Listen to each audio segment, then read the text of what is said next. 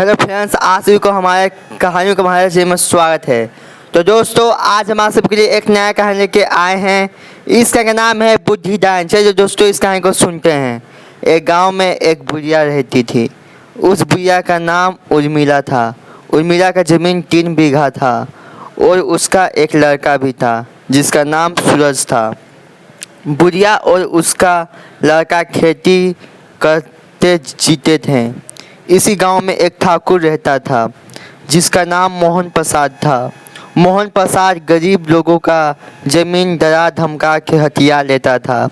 मोहन प्रसाद को जब पता चला कि एक बुढ़िया है जिसका खेत 3 बीघा है, तो वो ठान लेता है कि वो उस बुढ़िया का जमीन हथिया के रहेगा। वो ठाकुर बुढ़िया के घर जाता है और उसे कहता है, अरे माता जी, अब कहाँ आप खेती करिएगा?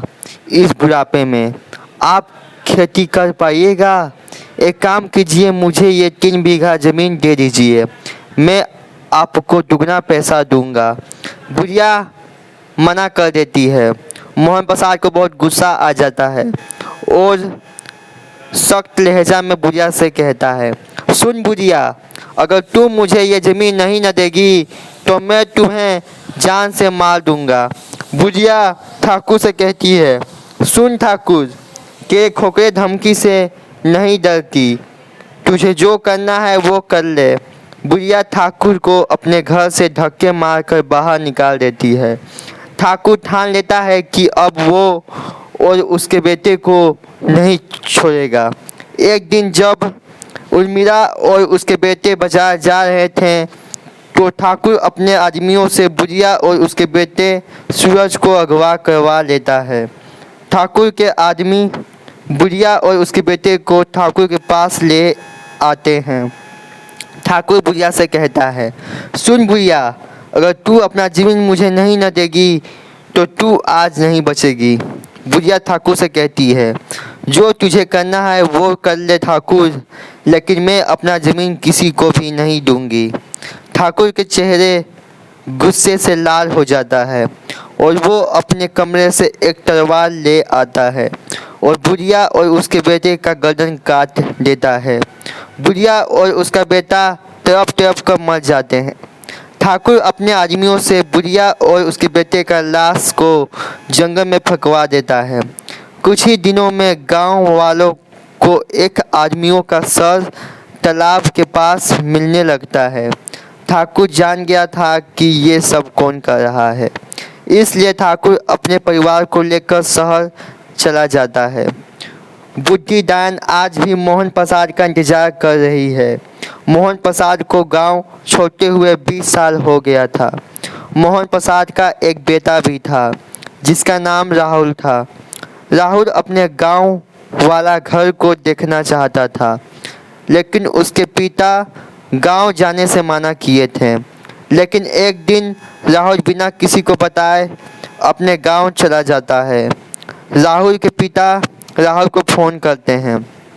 राहुल अपने पिता से कहता है, पापा, मैं अपने दोस्तों के साथ पिकनिक पार्टी करने आया हूँ। राहुल अपने पिता से झूठ बोल देता है। राहुल अपने घर के पास आ जाता है। वो घर खंडर हो गया था। राहुल उस घर को खोल देता है।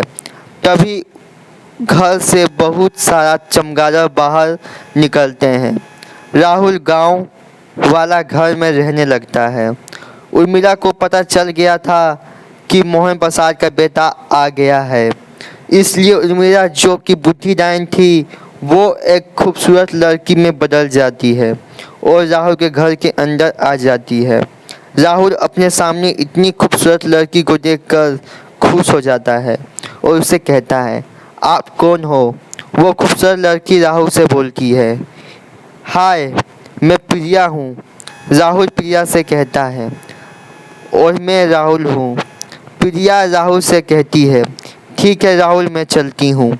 तभी राहुल प्रिया से पूछता है, आपका घर कहाँ है? प्रिया राहुल को अपना घर बताती है। मेरा घर आपके घर के पीछे है। और प्रिया राहुल के घर से चली जाती है। राहुल और प्रिया दोनों मिलने लगते हैं। राहुल को प्रिया से प्यार हो जाता है और वो प्रिया से शादी कर लेता है। वो प्रिया से शादी कर लेता है। राहुल प्रिया को शहर ले जाता है। राहुल अपने घर आ जाता है। उसके पापा और उसकी मम्मी राहुल को किसी लड़की के साथ देखकर गुस्सा हो जाते हैं। राहुल अपने पापा से कहता है, पापा ये मेरे साथ ही पढ़ती थी और मैं इससे प्यार करता था, इसलिए मैंने इससे शादी कर लिया। राहुल अपने माता पिता से झूठ बोलता है। उसके माता पिता दोनों का स्वागत करते हैं। उर्मिला धीरे धीरे करके मोहन प्रसाद और उसकी पत्नी के उम्र खा रही थी। दोनों दिन प्रतिदिन कमज़ोर होते गए और एक दिन मर गए। राहुल बहुत रोता है। धीरे धीरे करके राहुल के सारे परिवार को उर्मिला मार देती है और मोहन प्रसाद के बेटे को तड़पा तड़पा कर मार देती है। उर्मिला के आत्मा को शांति मिल जाती है।